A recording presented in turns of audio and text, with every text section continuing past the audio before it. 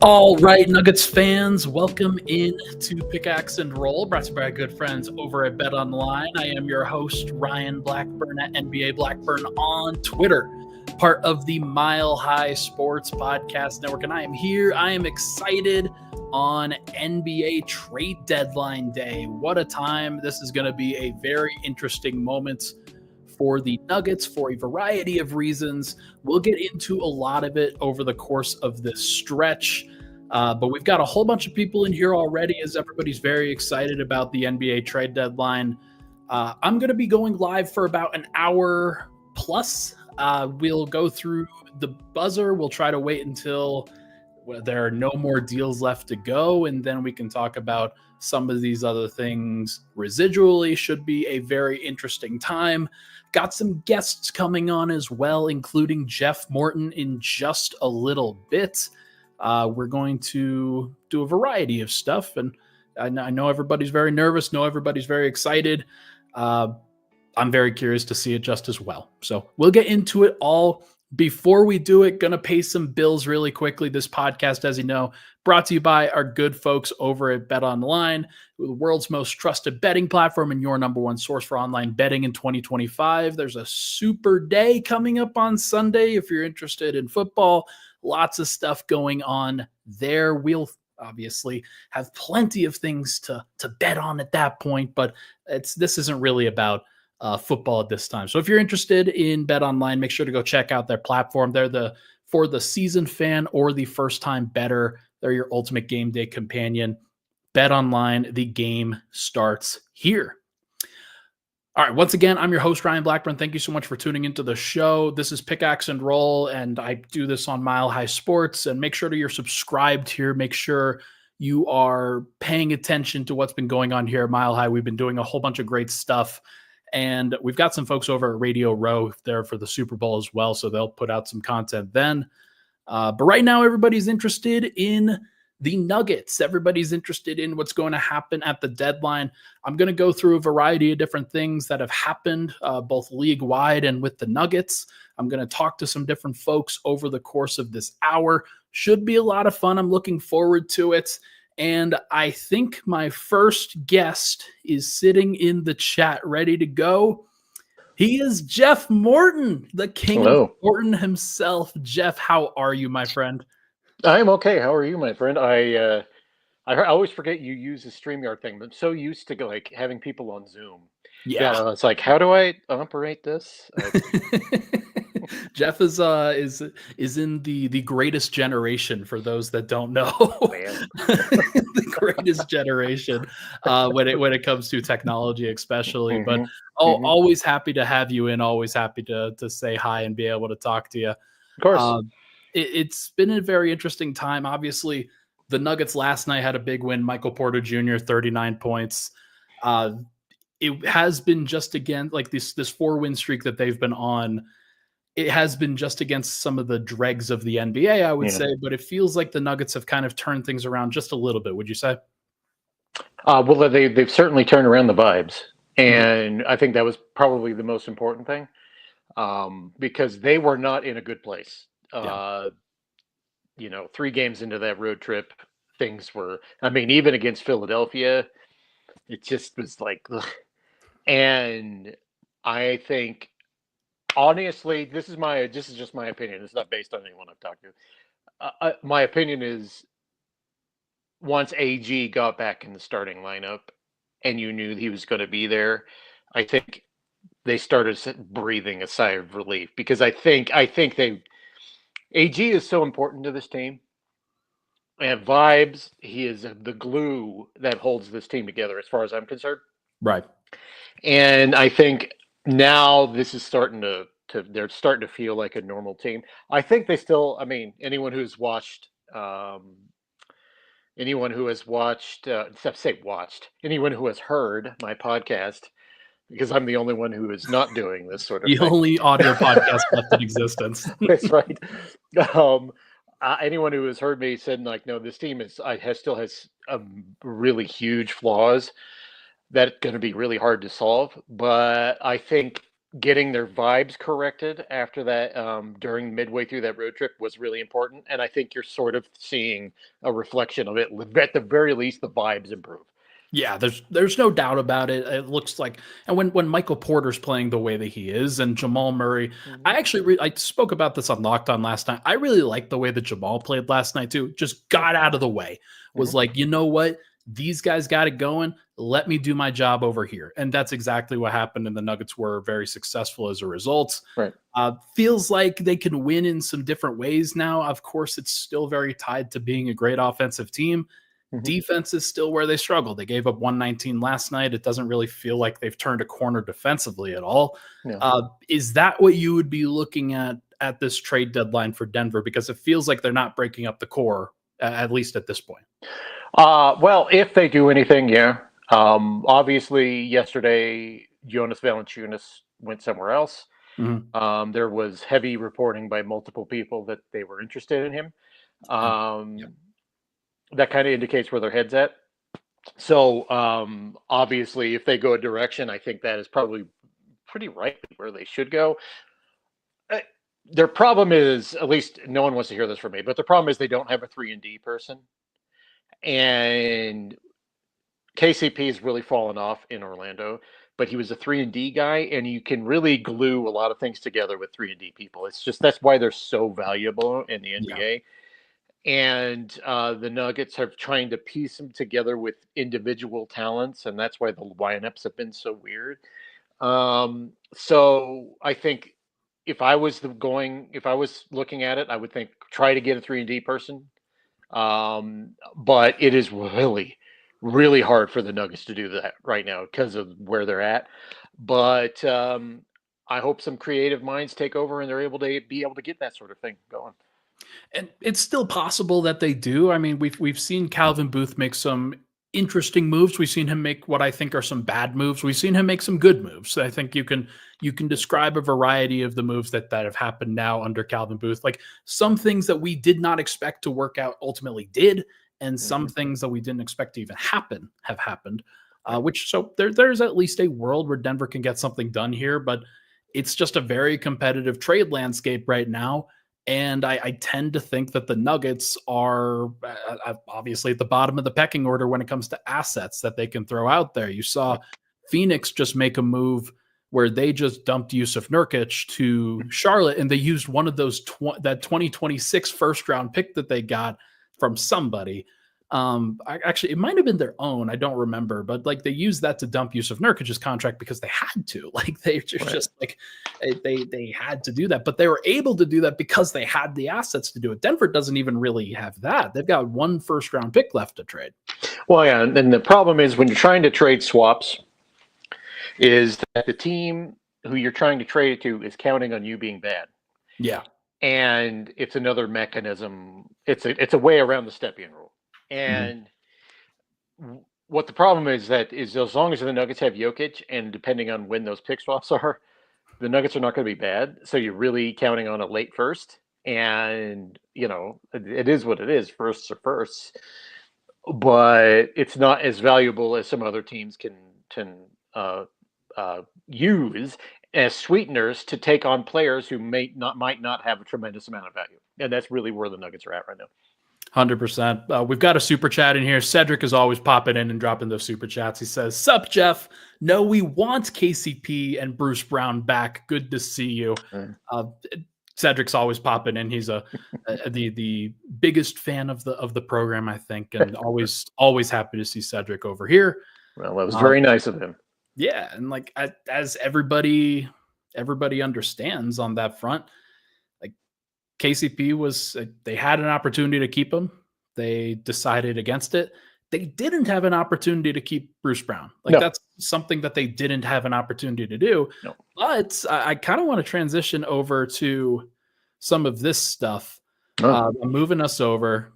Let me go through the slides here just so I can. I want to go to this one. The Brandon Ingram trade on that right side, it's kind of cut off a little bit, but the Brandon Ingram trade, New Orleans was in here yesterday and on Monday, making the moves that they did. Pretty Right. emotional time for them. That's a Mhm. cursed franchise for sure. Mhm. New Orleans, they traded Brandon Ingram, or they traded Brandon Ingram to Toronto for Bruce Brown, Kelly Olynyk, and a first-round pick and a second-round pick. I don't expect Bruce Brown to stick around with New Orleans. Do you? No, because he has that. New Orleans has no incentive to keep him. I Mhm. mean, either way, it's an expiring contract. So whether you let him go now or you renounce him at the end of the year, it doesn't. It's just six and one, half dozen the other. It depends on how long you want to carry that salary. But I don't see any reason for them. It's hard to buy him out because of where his numbers at, and that's the problem. Is I don't see Bruce wanting to take a penny less than what he's been paid, and I and that's not a value judgment on him. I would suspect that unless he had knows and guarantees that a team is going to be able to get him, I don't know if that. I mean, there would be some in the new CBA. I think there's restrictions on apron teams signing buyout guys at a certain number. Yeah. And I wonder if Bruce Brown's number is going to prevent the Nuggets being able to sign him in a buyout, to be quite honest with you. I mean, it's very possible given that he has the rules on that for those that don't know, Bruce makes more than the non-taxpayer mid-level exception, which is about 12.8 million. Yep. By the way, Dennis Schroeder, who is also going to be bought out after the deal that he had, makes 13 million basically on the nose. So that is over as well. So what that means is that Denver, unless they get under the first tax apron, cannot go get Bruce Brown on the buyout market. So, order of operations might be looking around at some opportunities to Yeah. dump some salary Yep. to get under that first apron, give themselves some flexibility if they wanted to go get a guy like Bruce Brown. I think that there is some incentive to do that, of course. Right. But before we get into that, I'm going to throw this up on the screen. Breaking news: we've got a trade. The Los Angeles Clippers are trading Oh. Terrence Mann and Bones Highland to the Atlanta Hawks for Bogdan Bogdanovic and 3 second-round picks. This comes from Sham Charania, who is our big source this trade season. Sources tell ESPN. Jeff. What a weird trade. Yeah, Terrence Mann and Bones Highland for Bogdan Bogdanovic and 3 second-round picks. Interesting deal, to say the least. What's your immediate reaction to that one? I would much rather have Terrence Mann than any of the other players listed in there. I mean, and no offense to Bogdan Bogdanovic, Jokic's buddy, but Terrence Mann is by far the most valuable asset there. I wonder what the Clippers are doing there. That's maybe they just wanted to dump Bones, but And what I will say about that specifically is Terrence Mann is kind of duplicative with some of the other guys that they signed in the offseason, got in the offseason. Derek Jones Jr., Chris Dunn. And for a team like the Clippers, as good as James Harden and to some degree Kawhi Leonard are, Norman Powell are, Bogdan Bogdanovic might be an offensive upgrade option for them over somebody like Terrence Mann. Gives them somebody else that they could space the floor with, create shots, do things like that. That's the only thing I can really think of, but odd move, interesting move. I just don't see where it is for the Clippers because Terrence Mann is by far the most attractive asset there. Yeah. And they're also giving up 3 seconds for Bogey. Wow. No. They're getting 3 seconds. Getting 3 seconds. Okay. So I think that that's also kind of part of it. Bogey's got some extra, he's got a year after this one, and then he's got a team option or a club option after that. Right. So it's effectively not it's next year, and then they can decide whatever they want to do with that afterwards. So it's kind of a more long-term investment, I guess, than somebody like Terrence Mann, but unfortunate for Bones Highland, or maybe it is fortunate for Bones Highland. Maybe he can play behind Trae Young. Maybe there's something there. I mean, Bones is the prototypical Connolly guy. Yeah. So obviously he needs a place where he can chuck, and maybe the Hawks will allow him that. I think that could be a good situation for him. Terrence Mann's interesting. I wonder what the plan is with them and Terrence Mann, because That is an interesting trade for the Hawks. It doesn't really boost them. Yeah. And I heard a while back that they had been looking to move DeAndre Hunter too. Well, they did that. Oh, they did. Never They mind. did. That came out like Never earlier, mind. like it was like an Don't hour listen to ago or Jeff. something like that. Breaking news! The Atlanta Hawks are trading forward DeAndre Hunter to the Cleveland Cavaliers for Karis LeVert, George Niang, 3 second-round picks, and 2 swaps. Wow. That is a high price for Cavaliers there. Karis LeVert did a lot for the Cavs. He did, but Hunter, I think, is an upgrade. Yes, he is. No, I objectively, and he's a better defender. Yeah, and that's a big part of it too. One of the things that I think we have seen from the Cavs, especially when they match up with the Celtics, is that when they have their offensive guys out there, their defense sucks because they just don't have enough size on the wing. They don't have enough athletes on the wing. I wonder if DeAndre Hunter just kind of bridges that gap a little bit. He's a very interesting addition.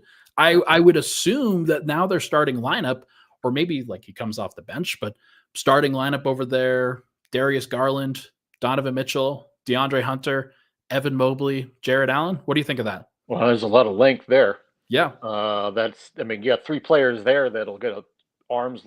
If they put their arms together, they'll go through the entire court. So obviously that's going to be huge for them. And I think this is essential for the Cavs, but the Cavs have not looked great the last 10 games or so. It's just they've come back down from the unreasonable high that they were at the start of the year.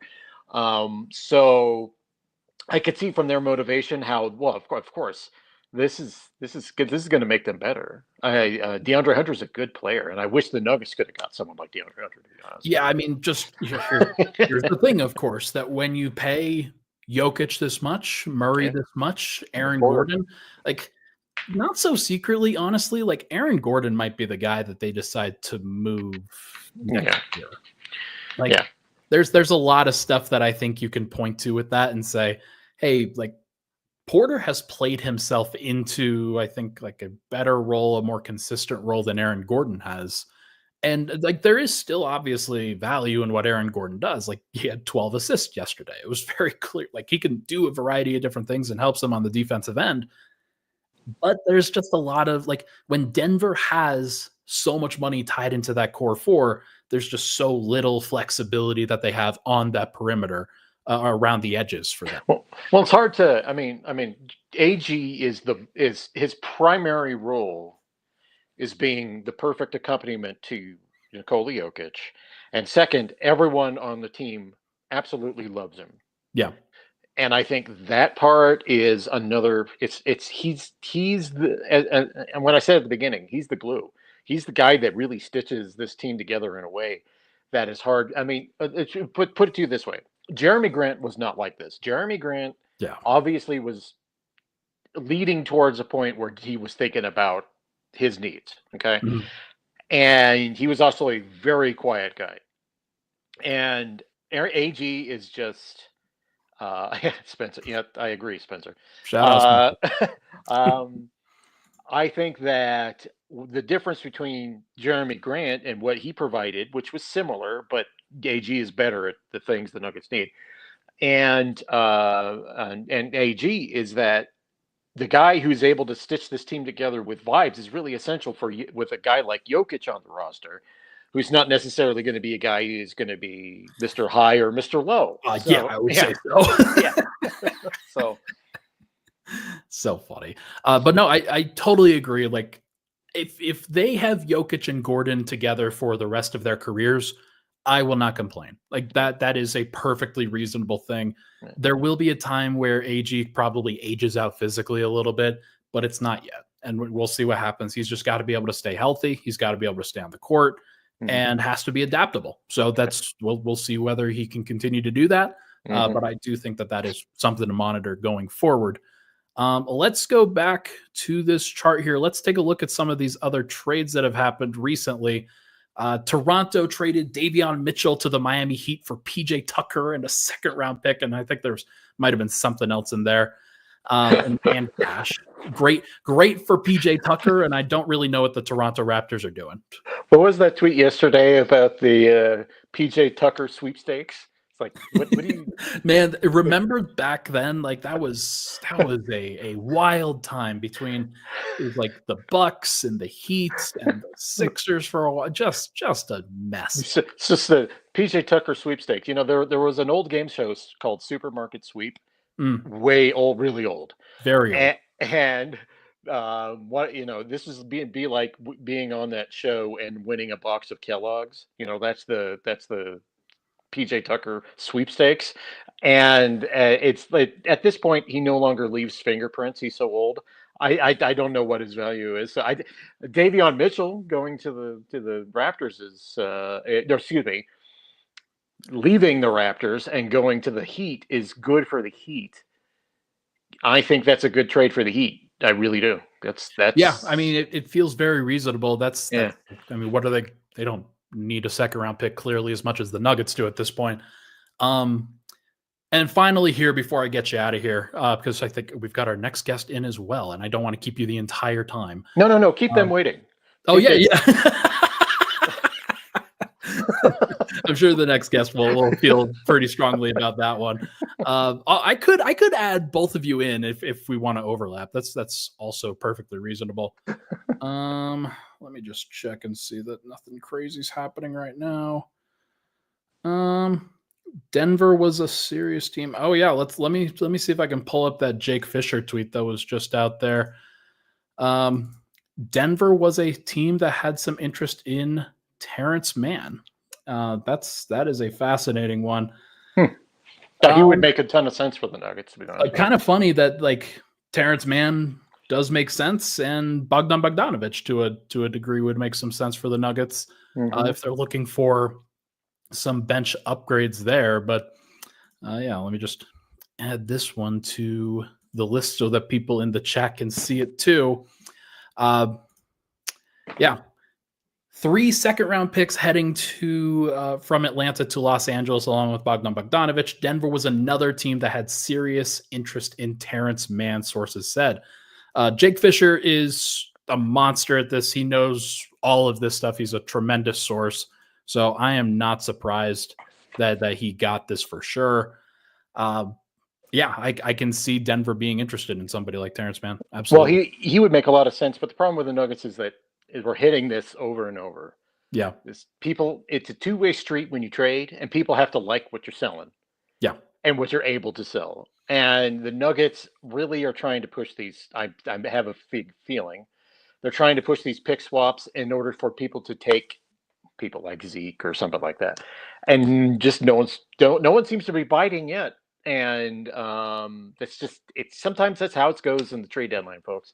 You're limited by what you can offer, and it's circumstantial, and there's always future opportunity to trade. So, I'm going to add Jake into this spot here. Jake, this is Jake Shapiro of Denver Sports, everybody. Obviously, we've got some like these. You guys know each other very clearly. Jeff Fisher and Jeff. Oh my God, Jeff Fisher. Jeff Fisher, the former coach of the Titans. Just horrible coach or super mid coach. Jeff Morton and Jake Shapiro here. Jake, how are you doing? What are you liking about the trade deadline so far? Yeah, I've been listening to your guys' show. You guys are doing a great job. I've got like 7 screens on right now, just as probably a lot of people do. Trying to figure it out. I mean, obviously, this all comes back to the Luka trade with me. That's the biggest thing. But I've been trying to figure out which of these teams that's acquired a player, what player is actually going to play the most minutes that's been acquired within the last week in the NBA Finals. And I think we just saw that trade happen, which is DeAndre Hunter. Yeah, I mean, it's a very fascinating one, right? Yeah. So I think that adds a lot to the Cavs. I mean, Jeff pointed out well with Karis LeVert does a lot of things for them. It's going to put more burden on Ty Jerome, who I really like as a player and a playmaker off the bench for them. But when you're in the playoffs and you have Garland and Mitchell already, it kind of duplicative with a lot of the things Karis LeVert can do. They needed a little bit more defense for when they run into some of the bigger wings around the league. I mean, obviously we're all sitting here talking about everything else, and the elephant in the room is what are the Nuggets going to do? And I think all three of us are kind of like, well, they really can't do anything. And it's funny that we're all talking about, oh, they're not going to do anything on the day KCP returns. And the reason they got rid of KCP was for flexibility, and they don't have the flexibility to do anything. Yeah, I think that was a miscalculation for sure. Part of it was, I think, probably passed off as an idea to get under the second apron for ownership. Part of it was just a variety of things. They wanted to free up space for Christian Braun to be a starter, but I don't know if KCP would have accepted a bench role. Do you guys think he would have here? I can't imagine that he would have. So if they were very conscious of wanting to get Christian Braun into the starting unit, then this was probably the direction that they had to go, unless they traded one of the other forwards and Mike or Aaron. Well, let me throw this out here too. The more you go into the aprons, and the Nuggets are in line for the repeater tax. Yeah. If they were in the second apron and were eligible for the repeater tax, if you're going into next year, the bill would have been astronomical. Yeah. It already is huge, but it would have been just unfathomably large. And for a team that wasn't guaranteed, I know the Kroenke brain, and that was just not going to fly. So that was a part of the consideration to not go into the second apron. Plus, there's asinine restrictions in the second apron. But if you talk to people in the league, most of them just complain about the first apron restrictions because they feel like if there was more freedom of movement within the first apron, things would have moved faster and trades would have happened quicker before even now in the trade deadline. Jake, what do you think? So actually, let me pull this back up here. I wonder if this. Oh nope, that takes you away. Let me do this instead and try to add this over here. You can kick me out, man. No. I want you in here, unless you want to leave, and I'd be perfectly fine if you wanted to leave. It's okay. Here's some Nuggets news. Not trade news, Ryan, but KCP is questionable for tonight's game. So there you go. He's got a hamstring injury that was just added to the injury report. Oh, hey, maybe he's ducking Christian Braun. That's pretty tough scene here in Denton. No, that would be pretty funny though. Okay, let me throw this back up on the screen. Michael Grange, who covers the Raptors and has great sources over there. Boucher and the Raptors team to watch is Denver, of course. Definitely interest, but the money's work is tough. I butchered all of those words. But like we heard previously that Chris Boucher was somebody that the Nuggets have been interested in poking around at. I've also heard that Larry Nance Jr. is somebody that the Nuggets have been poking around at. Obviously, they looked at Jonas Valanciunas.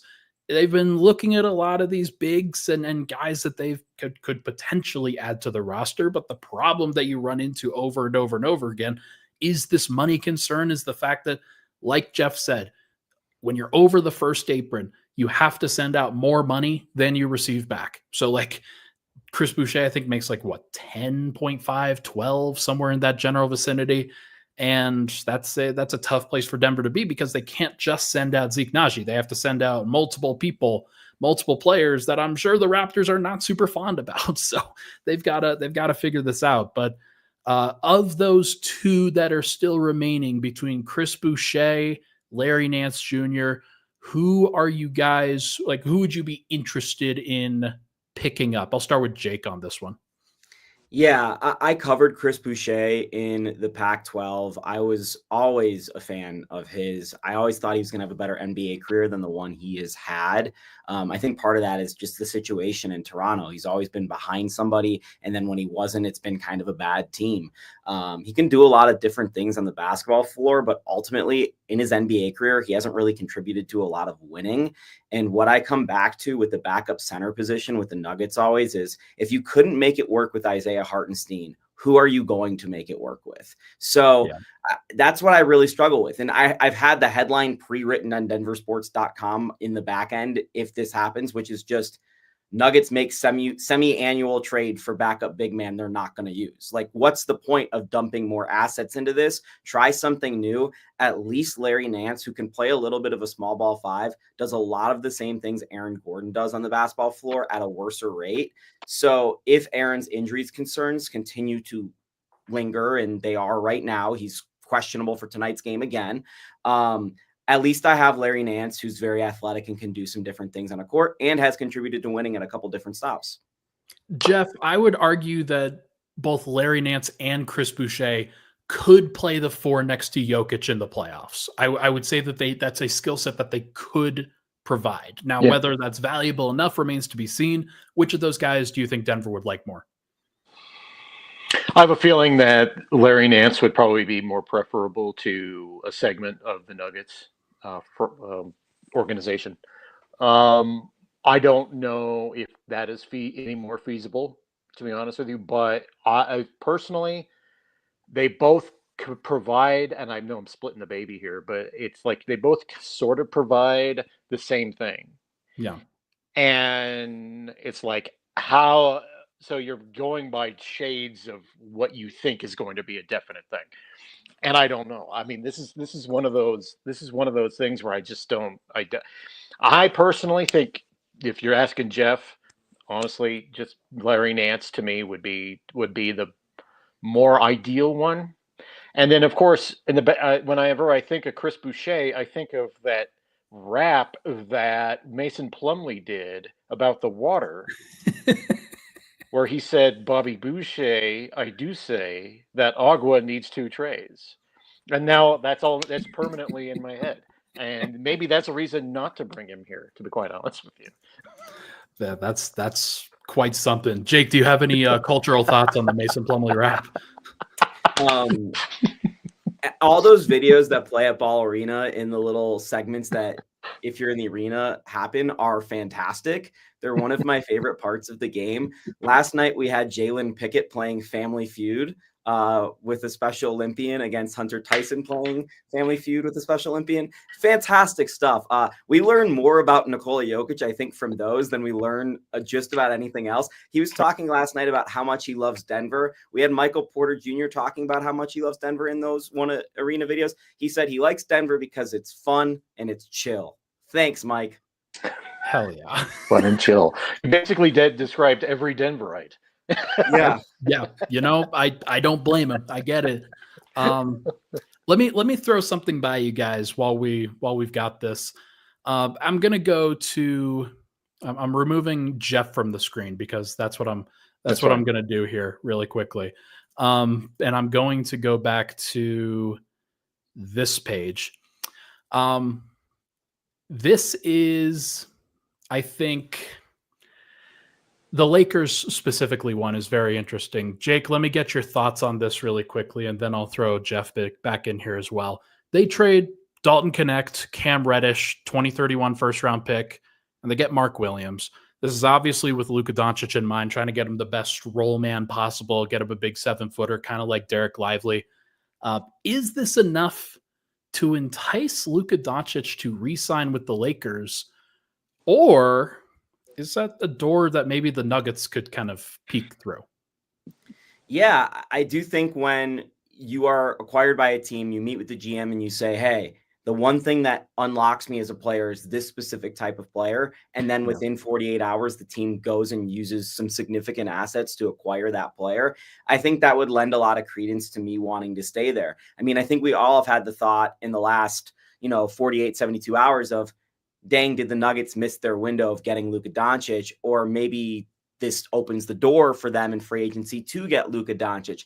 I think that ultimately, it's kind of hoping on hope, and it's a 1% chance. So what I would tell you is, to me, the instant thought of that Lakers trade is not how does this impact Luka Doncic's future? It's how does this match up with the Nuggets and the playoffs, because it's looking more and more likely we're going to get a third straight year of Nuggets Lakers, and they needed a big. Mark Williams is a solid big. He's got back issues. We've all talked about it. He cannot play defense in the NBA. He has gotten cooked by Nikola Jokic the 2 times they have played against each other. Granted, he's played on some bad teams with no perimeter defense, and at least the Lakers have Dorian Finney-Smith. But for me, also, the thing I look at this trade is I am very happy Dalton Knecht is on a team I can root for now. And as a Colorado boy, he's going to be linking up with KJ Simpson. So that'll be fun because that should have happened in college. But then Tennessee backdoored Rick Barnes with the NIL money against Tad Boyle. So that ruined Colorado's Final Four team last year. And now they're 0-12 in conference play, Ryan. And now I'm spiraling. Shout out. So. You could tell who used to do play-by-play for the. Completely fair. No, I bring up the Luka stuff because I think it's just a fascinating conversation, because I think everybody, when they saw that move, was like, oh crap, the Lakers got their guy for the next 10 years. And there's some truth to that if he resigns, if he is willing to put pen to paper. But one of the big things now that he's been traded is that there's no supermax on the table, and the gap in the money between him versus any other team is pretty negligible at that point. So I'm curious what it ultimately looks like, and whether Denver can, I don't know, like, is it something that they should keep their minds open to, given that like Luka Doncic is one of the most talented players of all time, and Denver has Nikola Jokic on their roster?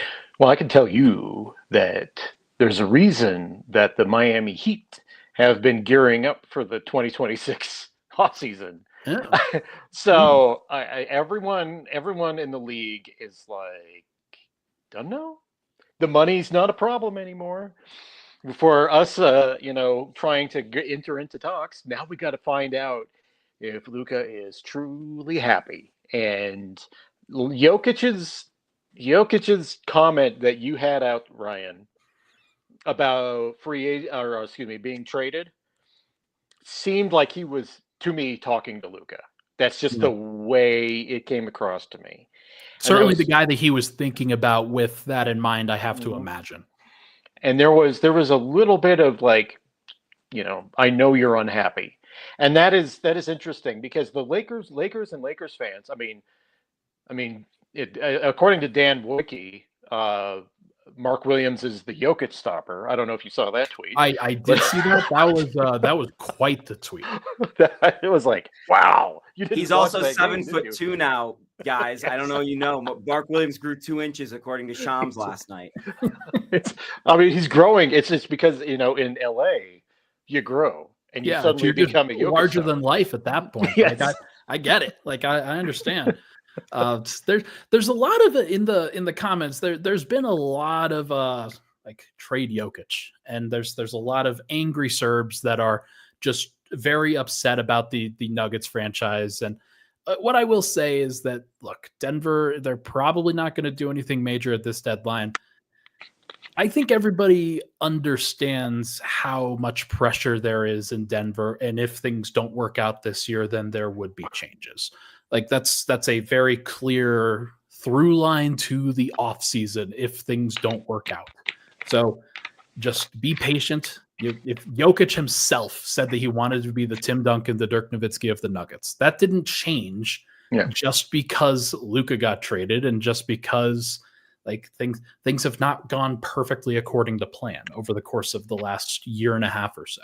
So like I just like make sure that everybody is going like nutso for this. I don't understand why. Like I guess I do, because like they care more, like especially Jokic specific fans care more about Jokic than the Nuggets. And like, look, I get it. He's the reason why you came over and became a fan, but it's just there's been a lot of that.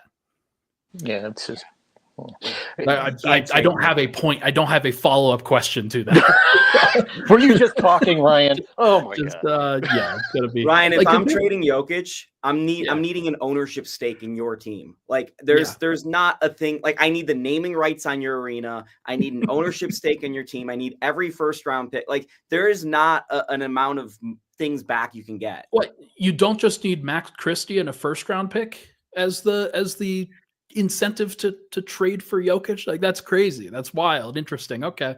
God, it's just brutal. The other thing is, like, and I've talked about this with Matt, like, how many teams in the West can you, like, if you actually sit down and were like, I think that, like, this team is going to face Denver in a 7-game series, how many teams do you actually believe the Nuggets are going to lose to? It's probably one. Like, they could lose to others, but would you predict it at this point? To be honest with you, the Nuggets shouldn't, because they won a championship, shouldn't feel like they will, quote unquote, lose to any team. Yeah. They know what it takes to do it, and no one else in the Western Conference right now is as constructed, has been to that level. So, well, I mean, obviously the others that have won a championship in the past, but it's like, as it's the hierarchy up there, you got OKC, Houston, and Memphis. None of those teams have been to the Nuggets level on that. So if I'm going into it and I'm a member of the Denver Nuggets, I'm thinking, we know what it takes. We can do this. The problem is that it's just, the league keeps getting, specifically the conference keeps getting better and better and better. And everyone wants to play in the Western Conference. So it is the gauntlet is tougher. So the margin for error isn't there. Yeah. So I think the Nuggets should think that they can beat anyone, but the confidence of saying that sort of thing is severely diminished, at least the last 2 years. Yeah, I disagree with Jeff on that, Ryan. I don't think that the West has gotten better. I don't think that the league continues to get better. I think the talent around the league, certainly, but I think a lot of talent has shifted out east. I think 3 of the 4 best teams in the league this year are on the East. Granted, they've gotten a lot of easy, cheap wins, but I think the Cavs, Knicks, and Celtics are clearly on that tier with the Thunder or a step below it. And I don't think anyone else in the West is on that tier. I think the Thunder are the only team I fear in the West if I'm a Nuggets fan. And you look at the play-in bracket right now, well, the Spurs, something crazy could happen with Wemby and Fox. The Warriors, I don't know, Steph could go hot for a series. The Kings have playoff experience, and the Mavs just went to the finals. Like, the Thunder don't have great first-round matchups as of right now today. If you look at the Nuggets' path, where they potentially play the Lakers and then something like the Clippers or Rockets or Grizzlies, I like both of those matchups. I like the Nuggets to get to the Western Conference Finals still. And the matchups that have changed within the last 48 to 72 hours, yeah, in some regards, the Mavs are better suited to stop Jokic. But the bigger problem the Nuggets have had this year is stopping 3-point shots. And now they only have to worry about one guy on Dallas. And, you look around the other teams in the league, and the things that concern me, like, I'm more scared of Norm Powell than I am of the Dallas Mavericks as a Denver Nuggets fan right now. Like, that's a legitimate thing. So, the thing that scares me with the Grizzlies is not them stopping Jaren Jackson, who's having a hell of a season. And, they're a little bit smaller than before. It's figuring out a way to stop the rookie they have, Ja Morant and Desmond Bane, at the same time when they don't have perimeter defense. As Jeff astutely pointed out earlier, there's not a single guy in the Nuggets roster who can play defense and also shoot 3-pointers.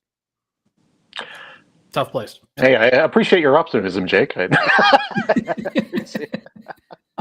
man, I'm saying they're the second best team in the West while being negative. we had another trade within the last 10, 15 minutes or so. Shams says that the Nuggets not the Nuggets, Detroit is acquiring Dennis Schroeder from the Utah Jazz. Slavery. Schroeder, I think, was expected to be a buyout candidate. But it looks like Detroit just kind of swooped in there. The reason why that one matters, not as much about Schroeder specifically, but for the Pistons, they're one of the only teams that could take on money at this trade deadline because they were in that position to do so. They are going for it now, though. It looks like they are putting themselves into position where they got an offensive guy that they can play next to Cade or in the non-Cade minutes. And we'll see. Like, it doesn't look like they're going to be able to accept any bad money. So the number of teams, like Yusuf Nurkic went to Charlotte. They were a team that I thought could accept bad money. Toronto's been taking on bad money. Detroit did not take on bad money. Utah did initially. Now maybe they freed themselves up to become a bad money destination once again for Denver. So this thing has moved very consistently. So if Denver wants to get under the luxury tax apron once again, they're going to have to figure out a creative way to do that within the next 6 minutes. Yeah, that's interesting. it's ironic that Schroeder is getting passed around like this. Yeah. After his comments for a couple days ago, so that's Yeah. it's quite interesting. Yeah, quite the different contrast to what Jokic said. Right. But I don't know, man. You said the non-Cunningham minutes, and I'm like, well, it's like saying the non-Jokic minutes. Maybe that's where Detroit is now, because they actually have impressed me more than any of the bottom tier teams this year. Detroit's probably impressed me the most, because they got a thing about them, and it looks like they figured it out. And of course, they don't have Monty Williams lollygagging his way through coaching there. So honestly, I think that's a good move for them. Jake, how much longer do you have with us? I'm good right now. The return came in from Fisher on that trade. It's KJ Martin, Josh Richardson in a second. Okay. So I think that I don't know the money in front of me, but that sounds like it equals out, because I know Richardson makes a little bit more and KJ's kind of in the middle there. But I don't know, Ryan, my next question to you on that one is, it seems like the Nuggets are not going to clear that $5 million, $6 million they need to get back under the apron and be in play for a guy like Bruce Brown. But Josh Richardson and KJ Martin are both kind of interesting guys that I think they would be in play for. Again, I don't have the salaries in front of me, so I don't know if they actually qualify, but just racking my brain off the top of my head. What would you look at if they do indeed target the buyout market? Because they're kind of in a weird spot. They have their roster full. They don't have an empty roster spot.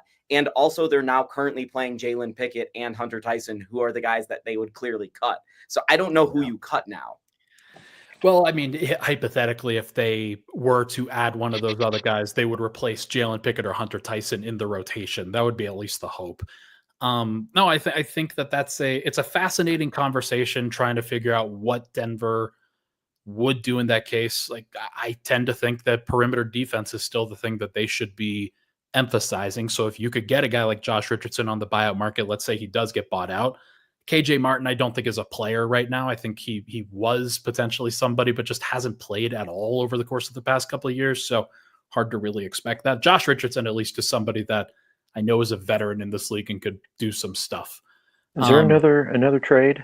Yes, there was. The Memphis Grizzlies are trading Marcus Smart and a 2025 first-round pick to the Washington Wizards in a multi-team trade that sends 2 second-round picks to Memphis, sources tell ESPN. Was there a follow-up to that? There probably was. A new trade with Kevin Porter Jr. and Marjon Beauchamp. Ooh. I remember back during the 2022 draft, I really wanted Marjon Beauchamp. I thought that he was going to be the next guy for the Nuggets. I thought he'd be a young, athletic, versatile defensive wing. And they got Christian Brown, and I was like, okay, this is solid, but I think Beauchamp's going to be a better player. Nope, that was an incorrect evaluation from your boy. Definitely wrong on that one. I wonder if he would be a little bit different playing with Nikola Jokic versus with the Bucks and whatever the mess that they've had. Yeah, the one thing I worry about with Memphis, by the way, on that trade, I know we're kind of bouncing back and forth between two trades, is Memphis doesn't have a perimeter defender now, by the way. Like that's something to look out for. Smart was their best perimeter defender. Well, that's what I'm trying to figure out, Jake, because the tweet said roster flexibility. What are they doing in the next 2 minutes? That looks like a money-saving trade. The Kings just got Jake LaRavia from Memphis, too. So Memphis is about to do something. Oh, the next boy, they are just dumping salary there. Yeah. It's okay. I see that from Chris Haynes, the Sacramento Kings are acquiring Jake LaRavia from Memphis. How much salary did they just drop? That's like $25 million or so. I wonder if they are also a team. I didn't think that they were a first apron team. Are they trying to drop out of that, or are they trying to do something else? I don't really know. We've got 1 minute left on the trade deadline here. All right. Doesn't look like the Nuggets are going to do anything, but as we know in this business, all you have to do is be on the phone with a team and kind of start the trade call. Trades can kind of flow in at 115, even 120 on a day like this. So I don't think that Denver's going to do anything, but you never know. Like it could be something pretty late. God, I'm reading the chat. People are depressed. Yeah, it's a lot of that. And like, look, I understand it, given that I have said on this program, I don't think the Nuggets have enough, and that's to get through 4 rounds of the playoffs. Like, if you ask me whether they could win the championship, I say, yeah, they could. If you ask me to say whether they could beat various teams in the Western Conference, like OKC, yeah, they can. But in order to navigate that, in order to get through all 4 playoff rounds and be able to ask and answer all of those questions, that to me is pretty shaky. Yeah, I mean, I get it, and I get the frustration. It's just that the Nuggets don't have a ton to work with. Now, you can blame Booth for that. 100% you can blame him for that. But their inaction is a reflection of where they're at in terms of what they can do. And that's just the reality of the situation. I've been trying to warn people that on CSG for a while. Yeah. And I don't think people really wanted to believe it because everyone sees what we all see, that they're not quite there. And I get it. I'm not going to tell you not to feel upset about anything if nothing trickles in the next 10 minutes, But it is kind of is what it is. They have who they have at this point. Yeah. If it's funny because if the Nuggets sign Luka Doncic in 2026, then people are going to be eating their words. Like, that's what's going to happen. So right, that's a good assessment, Ryan.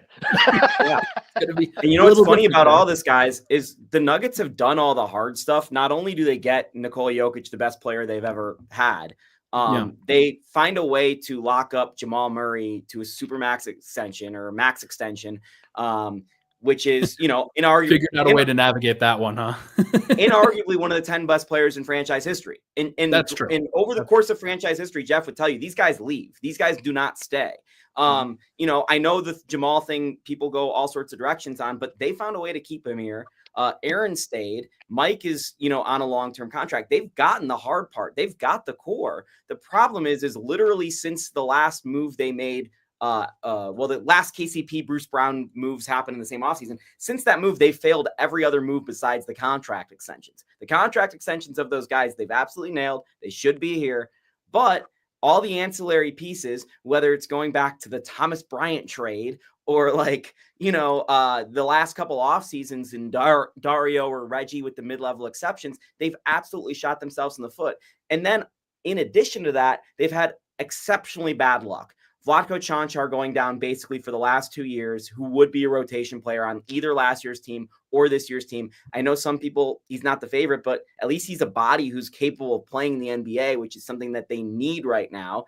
And then you have Deron Holmes, who you use significant draft capital on, and he goes down right away. So, there's been bad luck. There's been bad asset management and bad moves, but all 3 have come to kind of doom the Nuggets in this really kind of upsetting way, because we're all sitting here going, they've got the best possible 4 guys they could possibly have.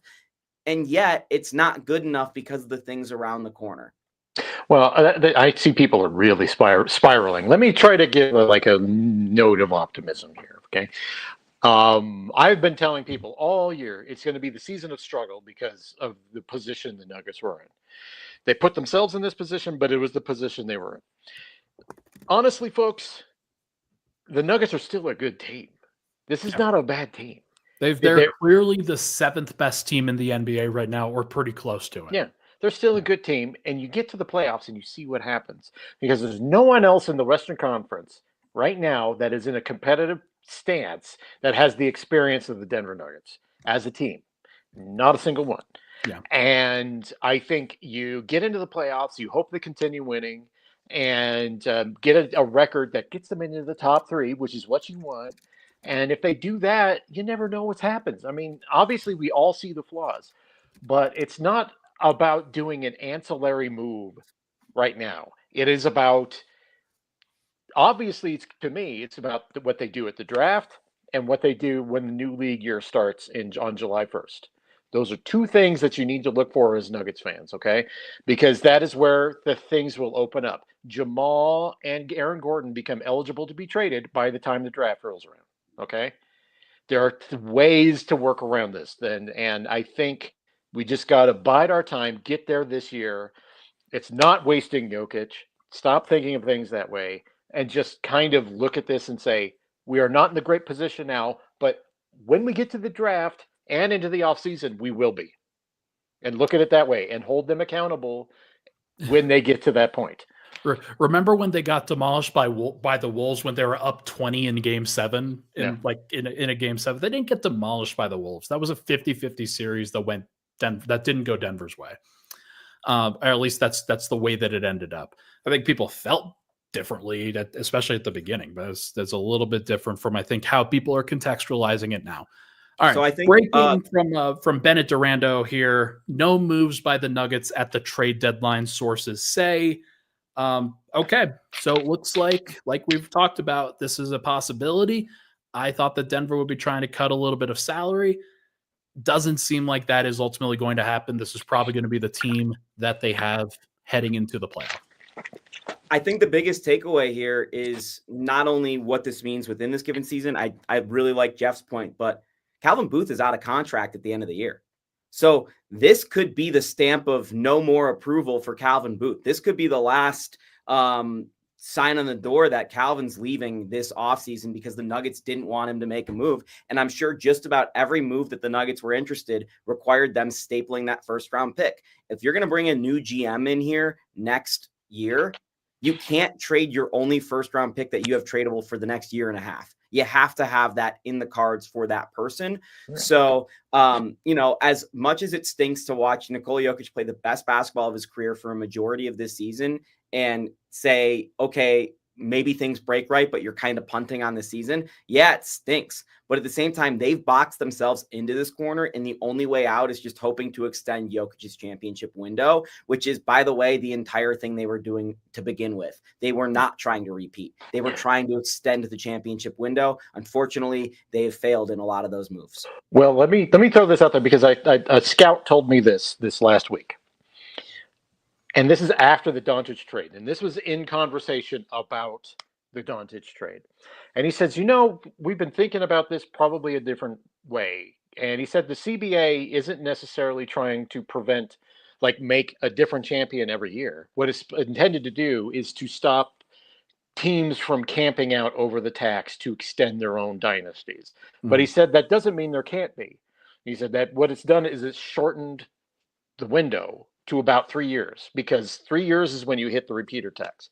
So what the NBA is trying to do is to get teams to make win now moves. Okay.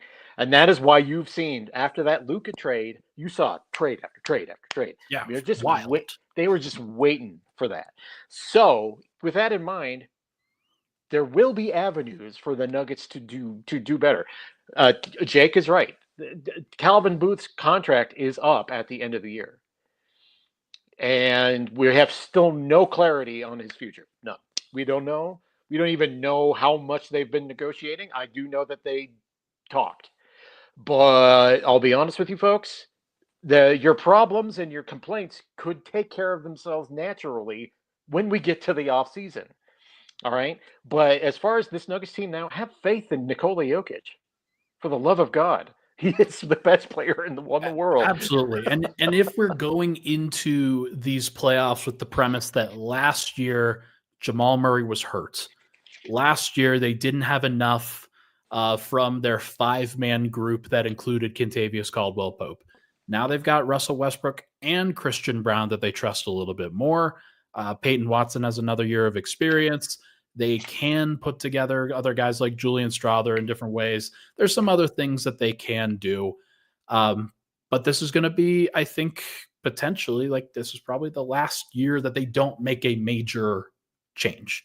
And I think if things don't work out, then you will see some of the changes that everybody is wanting and complaining about. This, they just had zero flexibility at this particular time. We got a super chat here from Ted Martin. I know he drops $5 here. Thank you, Ted. I know they can't get Bruce Brown in the buyout market, but are there players the Nuggets can get? Would we have to cut someone from our current roster? Yes. Denver has 15 guys on their current roster. They would they actually do have enough flexibility under the second apron that they can sign another minimum contract guy and still be fine. They'll still be in the first apron. It would need to probably be a cutting of Hunter Tyson or of Vlatko Čančar or somebody of that nature. But there are some guys that they could go get. We don't know who's ultimately going to be on the buyout market, and all of those guys have had to make under $12.8 million in this current league year. Well, they can't get Bruce Brown now. Correct. And so that's one that's now off the table. Mm-hmm. That's I know that's frustrating to a lot of fans that really thought that was going to happen. And I had a serious thought that was going to happen too. And it kind of is what it is. I think, look, the Nuggets in action is a reflection of what they had to offer. You can't force a team. You can't Jedi mind trick a team into taking Zeke Naji. Unless you're the Lakers. Unless you're the Lakers and you're talking to Nico Harrison because you have a relationship with him from when he worked at Nike and your relationship with Kobe. Fucking Lakers. But anyway, that is different. You can't really fool people because everyone in the league has seen these players. So honestly, it is probably just a reflection of where the Nuggets have to offer just immediately right now. But that will change. It's going to change. It's not going to be like this forever, folks. Final thoughts here. I don't think we're going to stick around for too much longer. I know both of you have things to do as well. Just final thoughts here on this trade deadline as a whole, maybe at the league level, and then maybe just how the Western Conference looks. You want to start, Jake? Yeah, I thought Dennis Schroeder was going to be the biggest name traded at the deadline, and it's funny because he got traded 4 times. 5 times if you go back earlier this year. This was the first trade deadline where the new CBA rules really had kicked in and we understood them, and they seemed extremely restrictive. It was cool to see the teams get creative in the way they dealt and the way they moved things around. I'm really interested in, honestly, Brandon Ingram and what the Toronto Raptors are doing with Masai Ujiri, because I think he's doing something. I just have no idea what it is right now. He's buying low on everyone in the league, seemingly. I think Anthony Davis is not being talked enough about. I don't love him as a player, but he's still one of the 7 to 12 most talented guys in the league. He's on the Mavs now. That is going to have a significant impact on the league. There's obviously something fishy going on with Dallas and the Lakers, and what that impacts on LeBron. I know I'm turning into ESPN here, but this is the most interesting thing to the most people. And the Warriors getting Jimmy Butler, that doesn't really do much for their championship window or odds. It's cool to see Jimmy on a new team with Steph, and that'll be fun to watch and how that maybe plays out. That's a lot of money the Warriors are committing to a guy that late in his career. It is giving me hope with the amount of money being spent on guys this late in their career that Nikola Jokic is going to sign another contract. I'm pretty hopeful on that. A lot of people think Jokic is going to be done after this 4 years. I think he's going to sign another contract, and it's going to be another supermax worth $500 million.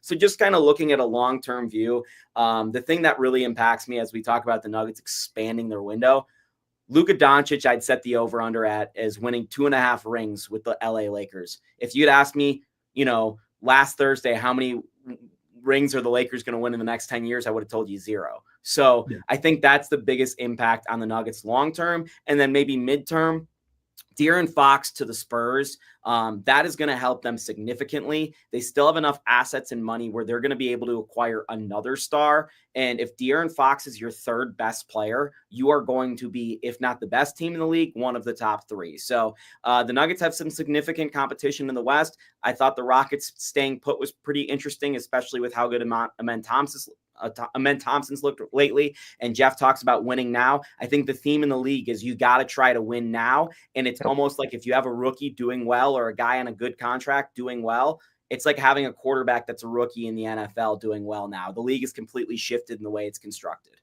Yep. Well, I think it was a fascinating deadline that needed a kick in the ass because, quite frankly, no one was going to be other than Jimmy Butler, and that was going on for a long time. But the kick in the ass was Luka Doncic being traded. And now everyone's like, oh, wait a minute. We can make win now moves. We can trade. We can actually do moves. Oh my God. Because if you notice, the last 2 years have been really poor at the trade deadline. And Luka being traded just kind of shook everyone. It shook the entire. I tell you, the people I talked to were all like, for days, like, we can do this sort of thing. And then the conspiracy theories were flying out there, just left and right. Oh no, this is because of, I mean, wild stuff.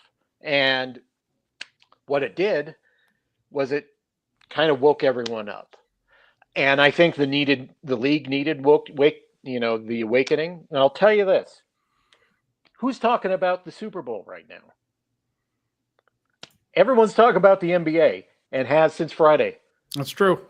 And it helps that the Super Bowl is one no one wants to see but Matt Moore.